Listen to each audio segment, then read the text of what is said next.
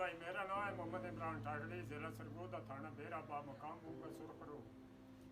3 साल तो पहले मेरी ये भैंसा चोरी हुई हैं।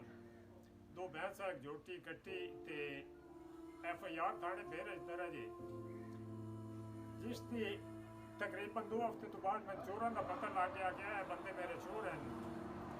वो मैं नामजद भी किए, लेकिन मेरी किसी गल नहीं सुनी, ना DPO सुनी, ना RPO साहब सुनी, ते ना SHO साहब सुनी।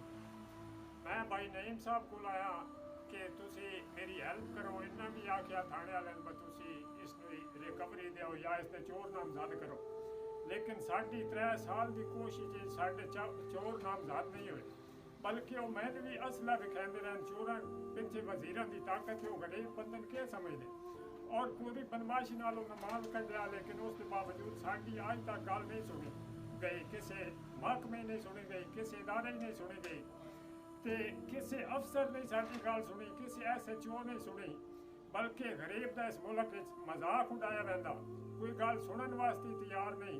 साडा इस मुल्क मेरे ख्याल जमना ही फजूल है, जदों तक साड़ी कोई गल ही नहीं सुने।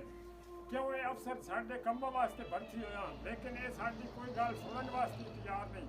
मैं SHO साहब ने दसिया कि यह मेरे चोर हैं, लेकिन उन्हें अज तक मेरी गल नहीं सुनी। DPO साहब ने दसिया, लेकिन पूरी मेहनत के बावजूद उल्टा उन्हें मैं 3 साल तो बाद हवालात ही बंद कर दिता।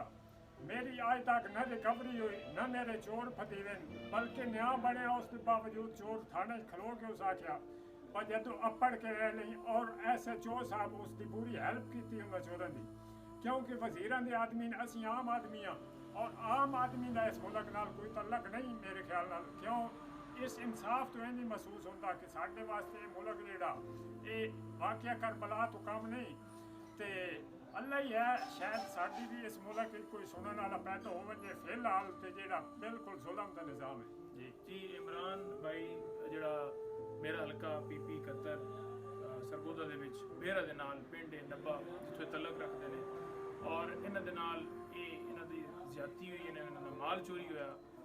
पुलिस का काम बनता है कि जो एक बंदे का कोई नुकसान होता है और किसी बंदे को नॉमिनेट करना, तो पुलिस का हक बनता है कि उसके मुताबिक उन्हें नामजद करके उन्हें जेडे चोर ने जिन्हें भी जुर्म किया है उन्होंने गिरफ्तार करना। उन्हें मैं फोन किया है, मैं बकायदा उन्होंने आख्या, मैं आख्या जी है मेहरबानी करो, तो बंदा जो साडा बड़ा वो ज्यादती हुई है, तो उन्हें बंद नामजद करो। मैं सानू तो जहरी गल पता है थे कि वो कौन ने, ठीक है। जहरी गल है जी हुकूमत बनाई गई है, उन्होंने वो अगों नुमाइंदे ने, और इसी वजह तो मैं हालांकि मुतलका पुलिस वाले ने आख्या जी असी करते हैं जी, लेकिन कोई दाद रसी नहीं होई गई। भाई का इमरान का मुकदमा इंशाअल्लाह ताला असी हर फॉरम से उठावांगे। मैं जेडे TV चैनल जी जगह पर हो सकिया इंसाफ इनू मिलने तक असी दी आवाज़ बनांगे। जी कानूनी चाराजोई हो सकी वो भी हर तरह की हेल्प असी अगे कर भी रहे हैं, और मजीद भी असी करांगे।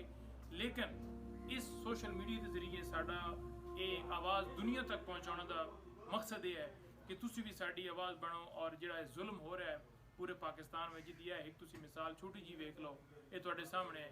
इस जुल्म के खिलाफ असी आवाज़ बुलंद करनी है और असी हक वास्ते लड़ना है। इंशाअल्लाह ताला इमरान भाई इंसाफ मिलेगा और असी लड़ांगे, और तुहाडे वास्ते जितना हो सकिया हर जगह के उत्ते आवाज़ भी बुलंद करांगे। तुहाडे वास्ते जिहड़ी लीगल कानूनी इमदाद होई असी वो भी देवांगे, जिस हद तक असी तुहाडे नाल कर सकते असी इंशाअल्लाह ताला पूरा जोड़ां दे नाल आवांगे और तुहाडे नाल पूरा करांगे इंशाअल्लाह।